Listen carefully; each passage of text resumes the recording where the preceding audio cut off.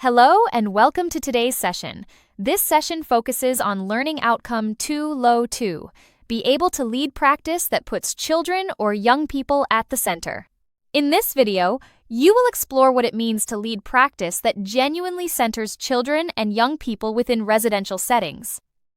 We will examine the principles of child-centered care and how focusing on individual needs, rights, and voices can positively transform outcomes for children and young people. Child-centered practice means shaping everything around the child's needs, not staff convenience. It requires a culture where children are seen as individuals to support, not problems to manage. This involves personalized, respectful, and outcome-focused care. Staff must be trained to deliver consistent and empathetic support.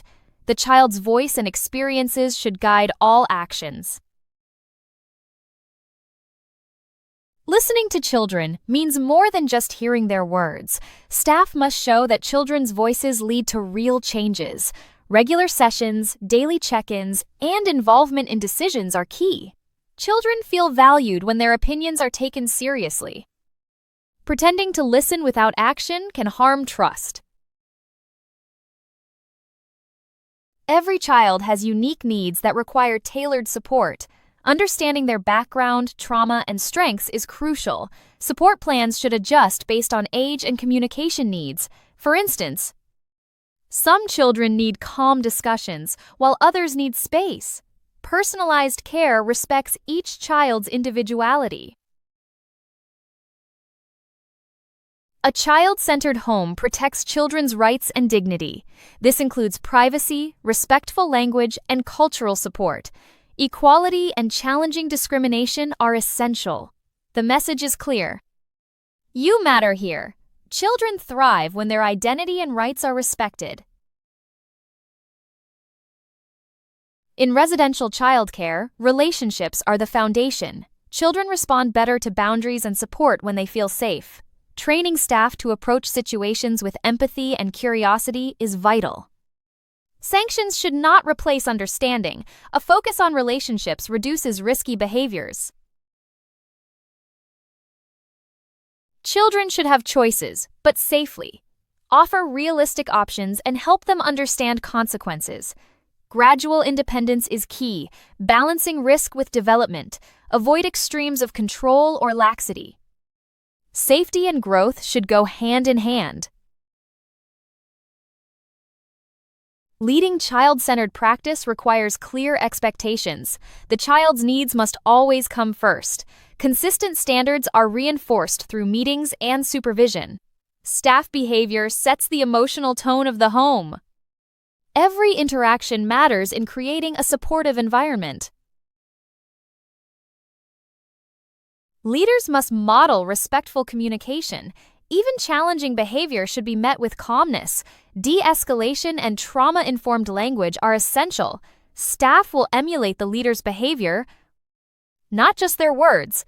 Effective communication builds trust and understanding. Care plans should be practical and lived, not just paperwork. They must reflect the child's current needs and risks. Goals should be realistic and understandable for the child. Staff must consistently follow the plan. Plans should guide daily practice, not remain in folders. Children progress in a stable home environment. Consistent routines and clear boundaries are crucial.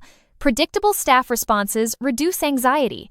Fair and explained consequences help children understand expectations. Stability fosters emotional and behavioral growth. Understanding trauma is key in residential childcare. Promote trauma-informed training and reflective conversations. Focus on triggers and unmet needs. Shift from punishment to support mode. This approach fosters healing and growth. Children should participate in home decisions. Support meetings, suggestion boxes, and activity choices. Discuss house rules to foster belonging. Involvement reduces resistance and promotes ownership. Children thrive when they feel part of the community. Children need adults to advocate for them. Ensure they know how to access advocacy. Collaborate with social workers, schools, and health services. Challenge decisions that aren't in the child's best interest. A child-centered leader speaks up for the child's needs. Child-centered leadership improves outcomes like trust and engagement. It reduces incidents and placement breakdowns. Emotional regulation and education involvement increase. Stronger identity and confidence are fostered. Effective leadership prepares children for independence. A well-being culture prioritizes the child's needs daily. It requires leadership, consistent routines, and a supportive environment. Respect and dignity are non-negotiable. Relationships and psychological safety are key. A well-being-focused home promotes healing and growth. Assessments should involve the child and focus on strengths, build trust, and include the child's voice. Identify support needs across well-being areas. Collaborate with professionals for a complete picture. Assessments should lead to clear, actionable plans.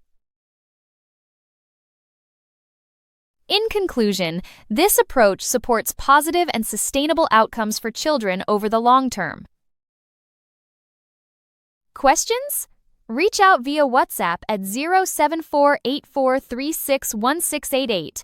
Our team is always happy to help. Thank you for your attention and see you at the next session.